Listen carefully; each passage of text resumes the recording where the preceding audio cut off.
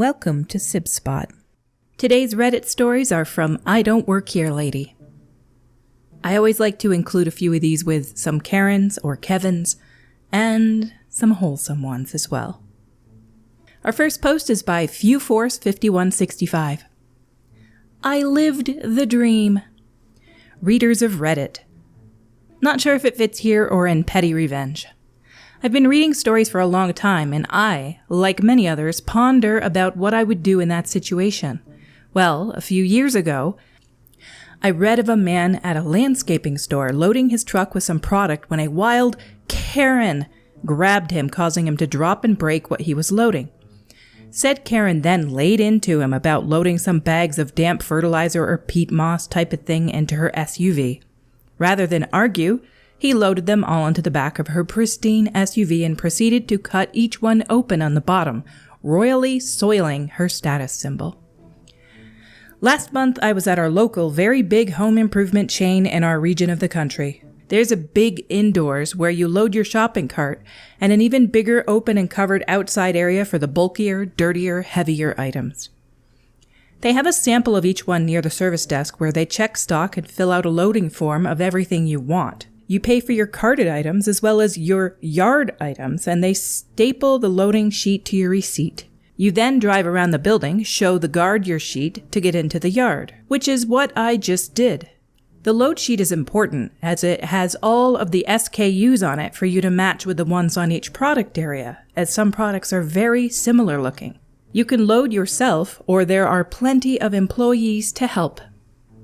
I was loading 24 1-foot square, cheaply made colored cement pavers into the back of my SUV. I had to pick through them as many were chipped or split, and I was daydreaming about the project when our well-known protagonist, Karen, slithers in stage right and pulled on my sleeve, causing a paver to tilt onto one I just loaded and chip the corner off.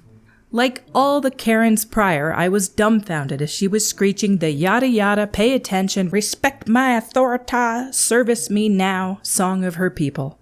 She must have thought I could not possibly drive a Yukon, so I must be a slow-moving, lowly employee whose sole purpose is to kiss her behind.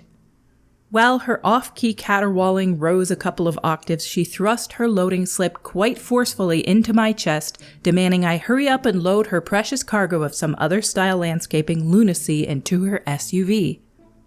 Learned well she did at the school of Karen, as she promptly, on cue, spun around and started wailing into her phone at another one of her kind. My mind was in overdrive. Oh boy, oh boy, oh boy, I'm really gonna get to do it and dump a load into her Karen carriage. What the heck? But just then, I had an epiphany pop right into my brain. They just happen, I can't do anything about it. I got into my truck and drove off. She never looked back. I got to the exit gate and had to show the guard my loading slip to get out, and for my protection, they opened my truck and verified that my count wasn't accidentally off by 100 or so extra pavers.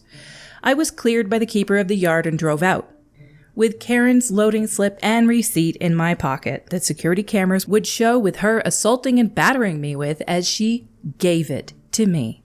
Now, without said royal document, no employee can nor will help her load anything, nor can she get out of the prison yard without it. Screwed herself. Well, she did. This writer's quite animated, I gotta give him that. I pulled around and found an area through the fence where I could see her now dragging 2 actual employees around, yelling and yakking, pacing and pointing, leering and looking for that lazy, no-good employee of myself who vanished like a fart in the wind. I've had various issues to correct things like this. They have to go back into the service desk and void out the original receipt that she didn't have, which involved unscanning everything from her cart and then re-scanning it all back into a newer receipt, and then making a new loading slip. Not a fast or enjoyable thing to go through, especially for a Karen with the patience of a kraken. She could then, with her papers in order, again drive through the guard post and finally get a real employee to load her precious cargo, and finally out of there and crawl to her Karen cave. Karen carriage, Karen cave, Karen kraken, I feel like I'm doing alliterations again. As I was leaving, another epiphany, P-I-P-H-E-D, its way into my head. I took her paperwork, put it into a shopping cart, and buried it into the cart corral. Soon, some corraller of carts will find it and turn it in to the manager, who will immediately know that Karen lost it herself and not the fictitious employee who was the man who never returned, and his fate is still unlearned. OP, you better hope that they find that receipt soon, because you yourself said they'll check the security camera footage and see her beating you with it and giving it to you. You might get in some trouble because they have your receipt. They know who you are. But I would say it was deserved, and I'm guessing that they would too. Our next post is by Wifer2016. Well, that's just Peachy. It's been a while since I posted in here, but another story reminded me of a rather wholesome interaction I had at a grocery store as a kid. Now, this took place a fair bit ago. Okay, 1980. Okay, I'm old. Shut up. I was an 11-year-old pipsqueak from a tiny town just south of nowhere on the east coast of Canada. Pigtails, ribbons, snub nose, and knees covered in scabs. Probably wearing a Care Bears t-shirt and standing about 4.6 feet short. That was me. We had gone to Toronto that summer to visit my nan. The big city! The Jane/Finch corridor, to be precise. Those of you familiar with Toronto can cringe and say, yeesh, now. Lol. To those unfamiliar, Jane and Finch is quite possibly the most dangerous area of the city and has been since the early 70s, and my family landed into this garbage-lined slice of heck one bright July morning. Seriously. The stench of garbage baking in the 40°C sun was overwhelming. About a week after our arrival, a terrifying encounter with one of the locals left me fearful, and I stuck to my parents like glue. Until the day we went food shopping, the IGA, do they still exist? Oh my god, I remember IGAs when I was young, was across the street from my nan's, so my mom and I walked over.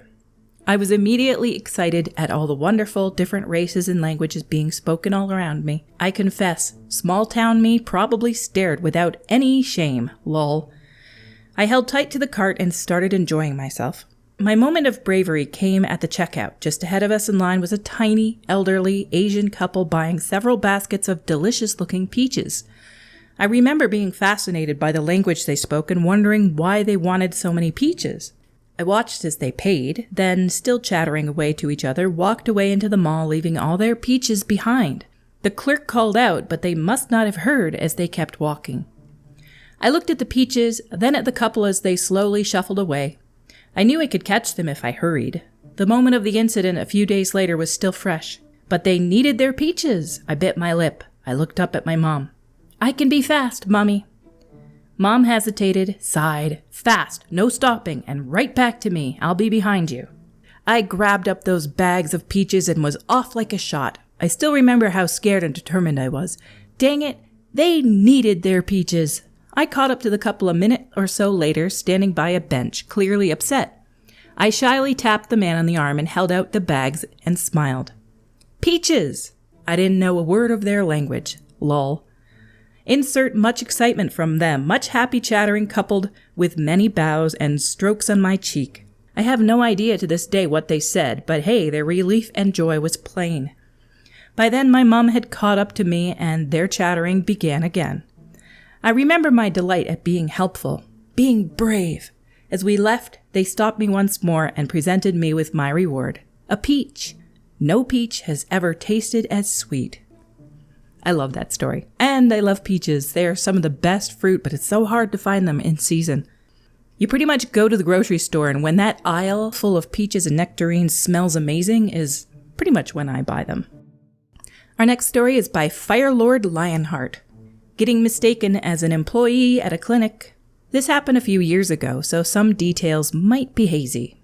I'm an autistic male, 36 years old, diagnosed at the age 28.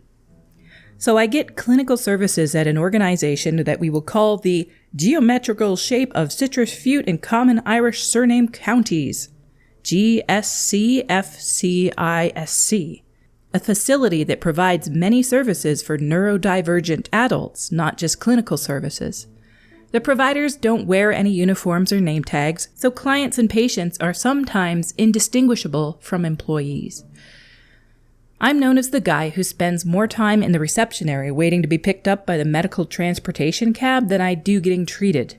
I get both physical and occupational therapy there. Now, I'm high functioning. I know that's not the politically correct term, but I don't know how else to describe it.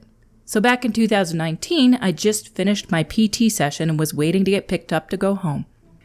A woman comes in, we'll call her ignorant neurotypical, INT. And this happens. INT. Excuse me, I'm with organization and I have a meeting. Could you please? Me. Ma'am, I'm a patient. INT. Wait, what? Me. I get therapy services here? INT, looking incredulous. Really? You don't look autistic. Me, chalking this up to ignorance rather than open ableism.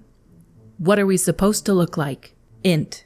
Well, I mean, when you see most of the people here? Me, looking at her blankly. INT. You're right, I'm sorry. Me. It's all right, just keep in mind that autism is a spectrum, and many of us are independent. INT. I'm sorry. Me. It's okay. Yeah, pretty boring. No arguments, no police, just someone who made a mistake, and to use the words of Harry, formerly known as Prince, had an inconspicuous bias and got schooled for it. After that, I just waited silently for my ride. The most educational part of this is a reminder that autism is a spectrum. You can have people who are high functioning and people who are not. And it's a very big spectrum. Our last story is by I Caught the Rat. It's one more wholesome one, but it's very short. Wholesome, I don't work here moment for younger teenage me. So this happened to me a little over 2 years ago.